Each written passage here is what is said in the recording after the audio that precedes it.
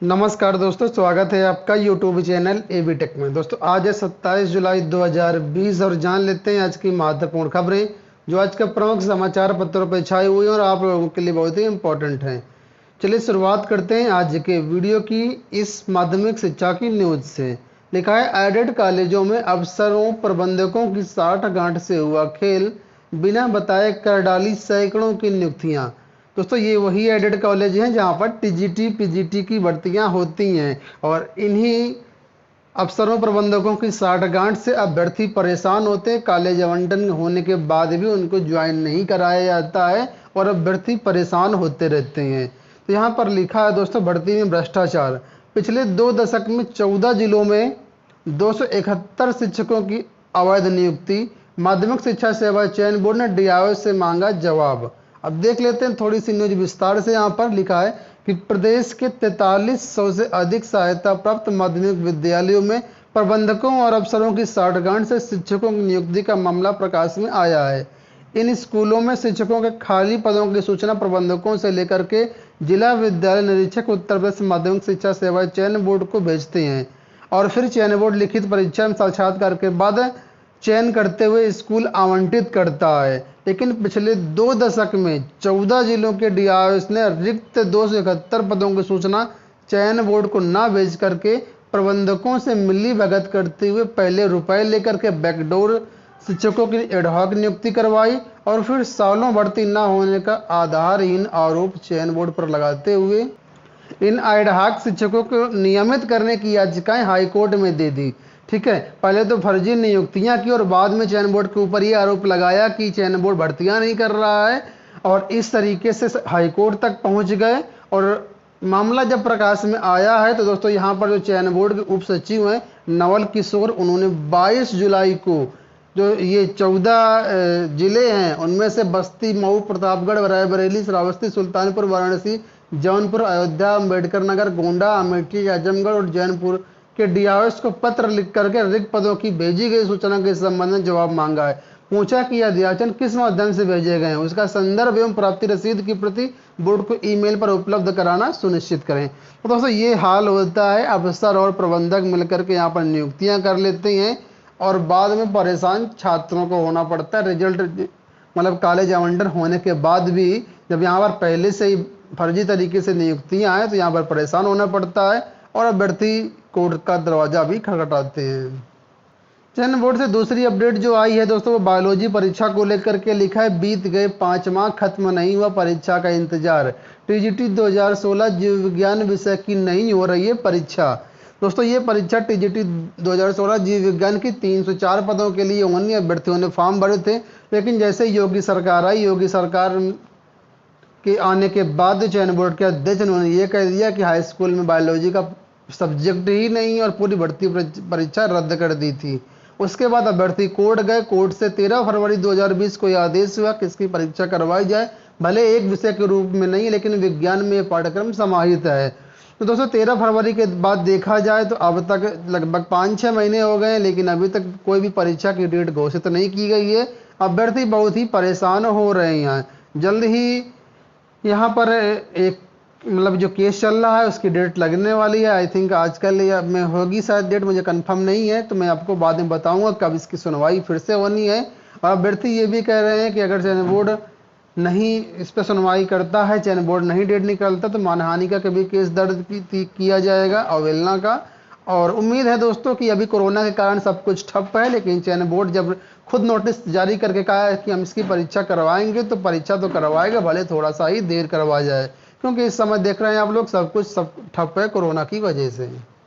बात कर लेते हैं एलटी ग्रेड की। तो दोस्तों नियुक्ति को लेकर के निदेशालय का घेराव करेंगे चयनित अभ्यर्थी। आप लोग जानते हैं एलटी ग्रेड के 13 विषयों का जो है लोक सेवा आयोग से पूरा रिजल्ट आ चुका है, लेकिन अभी तक ये मामला निदेशालय पर लटका हुआ है। इनकी सभी का मार्कशीट का वेरिफिकेशन कराया जा रहा है। अभ्यर्थी परेशान है कि आखिर इतना किसमें कितना टाइम लगेगा कि जल्द से जल्द नियुक्ति हो।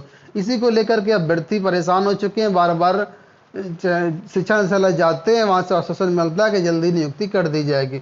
तो अभ्यर्थियों ने आर पार की लड़ाई का मूड बना लिया हुआ है। इसके तहत 28 जुलाई को यानी कल शिक्षा निदेशालय प्रयागराज का घेराव किया जाएगा। ठीक है, उचित आश्वासन न मिला तो बेमियादी सत्याग्रह भी शुरू किया जाएगा।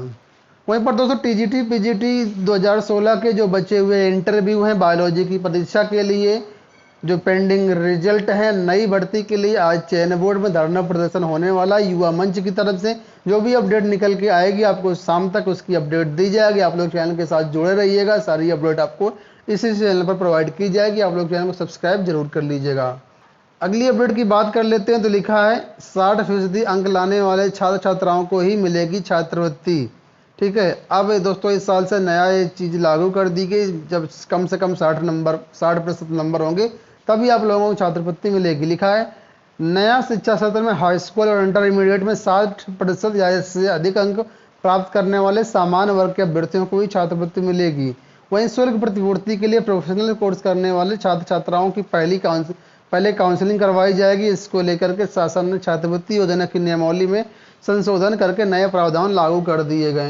दोस्तों अगर आपको बता दें कि इस साल 2020-21 सत्र के लिए जो छात्रवृत्ति के फॉर्म है वो शुरू कर दिए गए हैं। अगर आप या आपके कोई भाई बहन पढ़ रहे हैं हाई स्कूल इंटर में तो आवेदन फॉर्म शुरू कर दिए गए हैं। डिस्क्रिप्शन बॉक्स में लिंक दिया गया है या फिर सीधे गूगल पर जाएं, governmentjobcenter.com जाएं, वहाँ से आप लोग छात्रवृत्ति के लिए आवेदन कर सकते हैं। बात कर लेते हैं, यहाँ पर एक अपडेट और है राजकीय इंटर कॉलेजों को लेकर के। लिखा है प्रमोशन वेतन विसंगति को लेकर के शिक्षक परेशान। प्रदेश के 800 से ज़्यादा राजकीय इंटर कॉलेजों में किसी भी नियमित प्रधानाचार्य नहीं है। वर्ष 2008 से राजकीय इंटर कॉलेजों में एलटी ग्रेड को प्रोन्नति नहीं दी गई है। 2001 से एसीपी यानी एश्योर्ड करियर प्रमोशन का भी लाभ नहीं मिला है। तो शिक्षक इसको लेकर काफ़ी परेशान है। 2008 से कोई भी प्रमोशन नहीं हुआ है। अगली बात कर लेते हैं तो यहाँ पर अपडेट है यूपी बोर्ड के लिए। लिखा है रिजल्ट से नाखुश क्षेत्र के 7000 परीक्षार्थी। स्क्रूटनी के लिए बोर्ड के क्षेत्रीय कार्यालय में 7624 आवेदन। मतलब आप लोग जानते हैं 1 महीने के रिजल्ट यूपी बोर्ड के आए हुए हैं और यूपी बोर्ड ने इसके लिए स्क्रूटनी के लिए फॉर्म भरवाए हैं। 7000 अभ्यर्थियों ने लगभग फॉर्म भरा। इसमें अब मामला दोस्तों यहाँ पर अटक गया है कि जो कापियाँ हैं अभी सभी जिलों में पड़ी हैं और जब तक कापियाँ रीजनल ऑफिस नहीं पहुँचती हैं तब तक स्क्रूटनी नहीं हो पाएगी। क्योंकि दोस्तों स्क्रूटनी में ये होता है कि कापी आपकी ये देखी जाता है, कापी में ये देखा जाता है कि कोई प्रश्न छूटा तो नहीं है, किसी प्रश्न में नंबर छूट तो नहीं गए हैं जो रिजल्ट में ना चढ़े हों, और रिजल्ट में नंबर गलत तो नहीं चढ़े हैं, कोई उनके टोटल में गड़बड़ी तो नहीं, ये सारी चीज़ें चेक की जाती हैं। लेकिन जब रीजनल ऑफिस में कापियाँ ही नहीं तो किस तरीके से ये स्क्रूटनी वाले बच्चों के रिजल्ट जारी होंगे, समस्या ये है। तो कोरोना के कारण सब कुछ यहाँ पर फिलहाल अभी नहीं हो पाया, लेकिन उम्मीद है कि जल्द ही होगा। ठीक है, बात कर लेते हैं एडमिशन्स की थोड़ा सा। तो लिखा है भाषा विश्वविद्यालय पहले आओ पहले पाओ के आधार पर दाखिले। ख्वाजा मोइनुद्दीन चिश्ती भाषा विश्वविद्यालय में पहले आओ पहले पाओ के आधार पर दाखिले शुरू हो गए हैं। दूसरी ओर लखनऊ विश्वविद्यालय सहित बाबा साहेब भीमराव अम्बेडकर केंद्रीय विश्वविद्यालय और डॉक्टर शकुंतला मिश्रा राष्ट्रीय पुनर्वास विद्यालय में भी अभी आवेदन के फॉर्म भरे जा रहे हैं। तो दोस्तों अगर आप एडमिशन करवाना चाहते हैं तो इस समय जब सभी विश्वविद्यालय के प्रवेश फॉर्म आ चुके हैं, आप लोग एडमिशन करवा सकते हैं। ज़्यादा जानकारी के लिए आप संबंधित विश्वविद्यालय की वेबसाइट चेक करें। दोस्तों एक अपडेट और ये है कि 750 लैब टेक्नीशियनों की भर्ती की जाएगी। नेशनल हेल्थ मिशन ने जारी किया है आदेश, अधिकारी जरूरत के हिसाब से रख सकेंगे लैब टेक्नीशियन। यहाँ पर देख सकते हैं लिखा है कि कोरोना की जांच को भर्ती होंगे लैब टेक्नीशियन। कोरोना की जांच बढ़ाने के लिए लैब टेक्नीशियनों की भर्ती होगी। यह भर्ती नेशनल हेल्थ मिशन की तरफ से होगी। इसका आदेश जारी कर दिए गए। जिला स्तर पर अधिकारी जरूरत के हिसाब से इन लैब टेक्नीशियनों को भर्ती कर पाएंगे। आपको बता दें उत्तर प्रदेश के सरकारी अस्पताल में कुल मिलाकर 3200 लैब टेक्नीशियन के पद हैं, इसमें करीब 750 पद खाली हैं। तो इन लैब टेक्नीशियनों की अब भर्ती की जाएगी, जिला स्तर पर इनकी भर्ती होगी। अगली अपडेट की बात कर लेते हैं तो लिखा है देखिए निकायों में गैर जरूरी पद खत्म किए जाएंगे। आयोग की संस्तुतियों को अंतिम रूप, अधिकतर काम आउटसोर्स से कराने की तैयारी। तो दोस्तों अब जो निकाय हैं, निकायों में अनावश्यक पदों को खत्म करने की तैयारी है। इतना ही नहीं, ज़्यादा से ज़्यादा काम आउटसोर्सिंग के जरिए कराया जाएगा। विकास कार्यों को पीपीपी मॉडल से कराने के लिए स्थानीय स्तर पर नीति बनाई जाएगी। उत्तर प्रदेश पंचम राज्य वित्त आयोग ने इनकी संस्तुतियाँ की हैं। वित्त आयोग की संस्तुतियों को कैबिनेट मंजूरी के बाद विधानमंडल में रखा जाएगा। दोस्तों ये तो आप लोग जानते हैं, जब से योगी सरकार आई ये पद खत्म ही हो रहे हैं, बढ़ बिल्कुल भी नहीं रहे। आपका क्या कहना है कमेंट बॉक्स में जरूर बताएं। अगली अपडेट की बात कर लेते हैं, तो यहाँ पर अनलॉक 3 को लेकर के अपडेट है। लिखा स्कूल बंद रहने के आसार अनलॉक 3 में भी।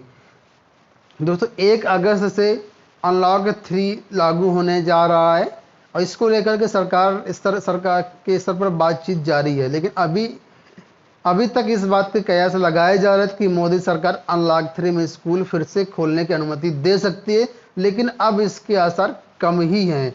जिस तरीके से आपने देखा कोरोना बढ़ रहा है, उसको देखते हुए यहाँ पर आसार कम है। अनलॉक 3 यानी 1 अगस्त से जो स्कूल होंगे वो मुख्यतः बंद ही रहेंगे। वहीं पर मेट्रो स्तर पर भी मेट्रो जो काम है, जो मेट्रो शुरू होने की बात थी वो भी बंद ही रहने की उम्मीद है, क्योंकि अगर मेट्रो चालू किया गया तो खतरा बहुत ज़्यादा रहेगा। तो फिलहाल इस पर सरकार पर विचार विमर्श चल रहा है। जैसा कुछ अपडेट निकल के आएगा आपको आने वाले वीडियोस में सूचित किया जाए। आपसे गुजारिश है चैनल के साथ बने रहिएगा। तो ये हो गई दोस्तों आज की पूरी अपडेट। आशा करते हैं वीडियो पसंद आया होगा। इसी तरह की अपडेट पाने के लिए चैनल को सब्सक्राइब कर लीजिए, वीडियो को लाइक और शेयर कर दीजिएगा। पूरा वीडियो देखने के लिए धन्यवाद।